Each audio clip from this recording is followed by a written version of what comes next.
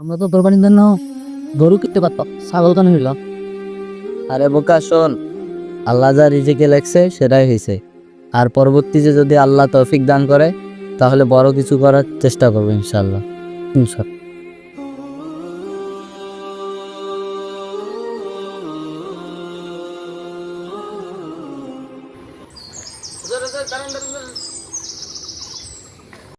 হুজুর আসসালামু আলাইকুম। ওয়ালাইকুম আসসালাম রহমতুল্লাহি ওয়া বারাকাতুহু। সবজি ভালো আছেন? আলহামদুলিল্লাহ। কোথায় যাচ্ছেন? যাচ্ছি, মসজিদের দিকেই যাচ্ছি। তো হুজুর, আগামীকালকে তো ঈদ, ইনশাল্লাহ তাহলে আমার কোরবানি দিয়ে শুরু করে। তো ঠিক আছে, ইনশাল্লাহ আগামীকাল যাবো এখন আপনার বাসায়।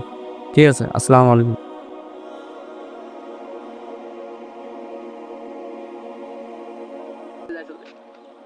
ও হুজুর দাঁড়ান।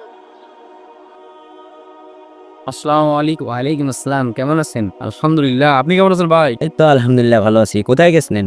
এই একটু মসজিদ থেকে আসলাম। আপনি তো জানেন এই এলাকার সবচেয়ে ধনী লোক আমি, তাই এবার বাজারের সবচেয়ে বড় গরুটা আমি এনেছি।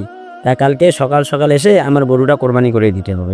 তো ঠিক আছে, আসবো এখন। আসসালামু আলাইকুম। ওয়ালাইকুম আসসালাম।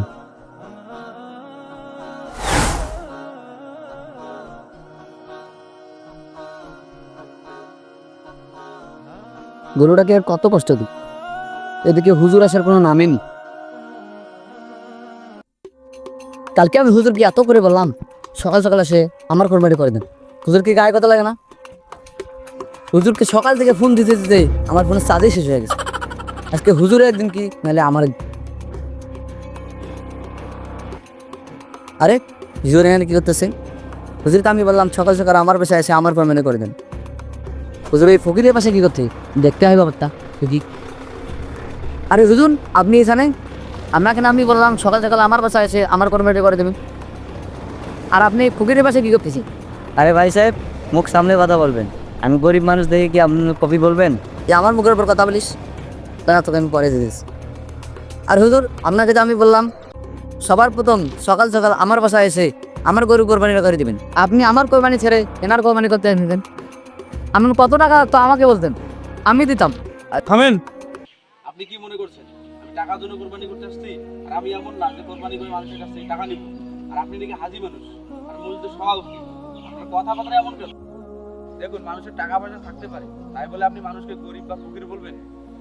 আল্লাহ কিন্তু অহংকারীকে পছন্দ করে না, আর অহংকারী কখনো জান্নাতে প্রবেশ করতে পারবে না। আর আসি কোরবানি নিয়ে। দেখেন, কোরবানি তার উপর ওয়াজিব যার নিসাব পরিমাণ ধন সম্পদ আছে। ওনার যতটুকু সম্ভব উনি ততটুকু অনুযায়ী কোরবানি দিচ্ছে। আর আপনার মাশাআল্লাহ ধন সম্পদ আছে, আপনি সেই অনুযায়ী বড় গরু দিচ্ছেন। ওনার যতটুকু সম্ভব উনি ততটুকু দিচ্ছেন। আর দেখেন, কোরবানি কিন্তু ইবাদত, আল্লাহকে রাজি খুশি করানোর জন্য কোরবানি দেওয়া হয়। এটা তো ঢোল পিছানোর কিছু নেই যে আমারটা আগে করতে হবে, সবার আগে আমি করব, এটা কিছু নাই ভাই। তাড়াহুড়োর কিছু নেই। কোরবানির জন্য নির্দিষ্ট সময় আছে, আপনি এর মাধ্যমে করতে পারেন। কোরবানি সে তো আল্লাহকে খুশি করার জন্যই দেওয়া। কেউ কাউকে টেক্কা না দিয়ে কত টাকার গরু কিনলো না দেখে আল্লাহকে খুশি করার জন্য কোরবানি দেবো।